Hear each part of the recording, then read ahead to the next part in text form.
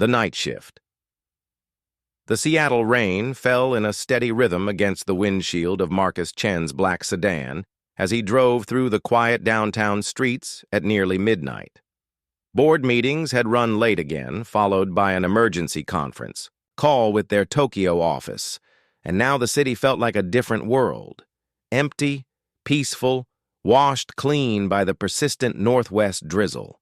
As CEO of Chen Technologies, Marcus often found himself working these late hours, but he didn't mind the solitude of the late-night drive home. The streets told different stories after dark, revealing a side of the city that most people in his world never saw. He was stopped at a red light on Pine Street when something caught his eye. At the bus stop on the corner, barely visible under the pale yellow glow of the streetlight, was a small figure curled up on the bench. Marcus squinted through the rain-streaked window, his heart beginning to race as he realized what he was seeing. It was a child, a little girl, maybe 7 or 8 years old, lying on her side on the hard wooden bench. She was using a thin backpack as a pillow, and her small body was curved into itself for warmth. Even from his car, Marcus could see that she was shivering. The light turned green, but Marcus didn't move. Cars behind him began to honk, but he ignored them, pulling over to the curb instead. He sat for a moment, staring at the sleeping child, his mind racing through possibilities. Was she lost? Waiting for someone? Or was this something much worse, something he didn't want to imagine? Marcus turned off his engine and stepped into the rain. His expensive suit jacket was soaked within seconds, but he barely noticed. As he approached the bus stop, he could see the little girl more clearly. She had dark hair that hung in damp, strands around her face, and her clothes, a faded purple sweatshirt and jeans with holes in the knees, were insufficient for the cold November night. She was clearly exhausted, sleeping despite the uncomfortable bench and the chill in the air.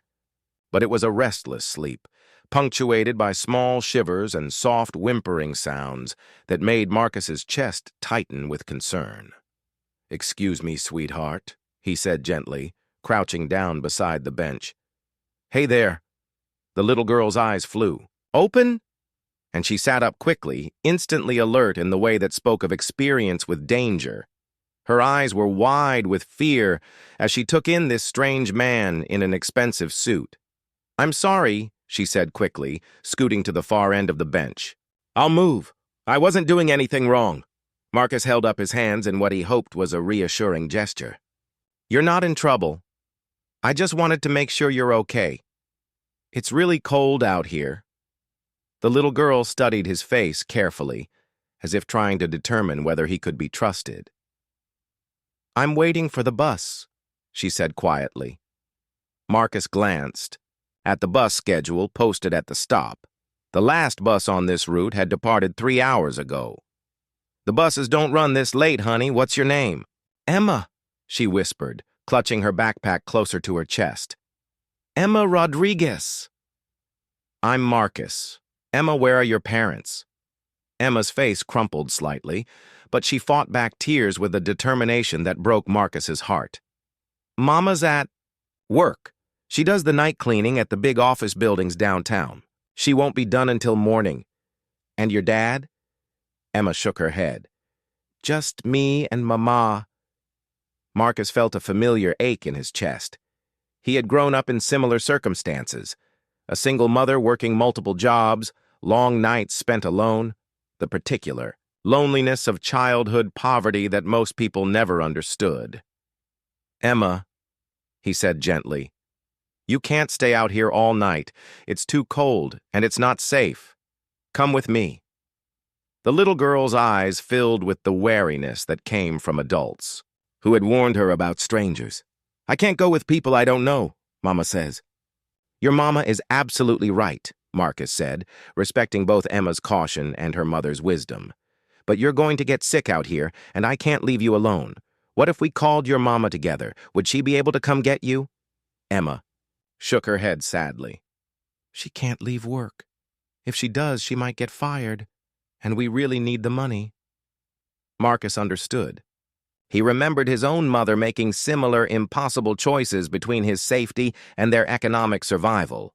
It was a burden no parent should have to carry and no child should have to understand. "What if," Marcus said carefully, "I took you somewhere safe and warm for the night, and we called your mama to let her know you're okay? There's a children's shelter not far from here." "No!" Emma said quickly, panic flashing in her eyes. "Please don't take me there. They'll ask questions, and they might not let me go back to Mama." Marcus saw the terror in her face and realized she had encountered the system before, or at least knew enough about it to be afraid. He thought quickly, weighing options and responsibilities. "Okay," he said finally. "Here's what we're going to do. There's a hotel just a few blocks from here. I'm going to get you a room for the night, a safe, warm place to sleep. In the morning, we'll figure out how to get you back to your mama. But first, we need to call her and let her know you're safe. Does that sound okay?" Emma considered this for a long moment. "You promise you won't call the police or social services?" "I promise we'll call your mama first and figure this out together."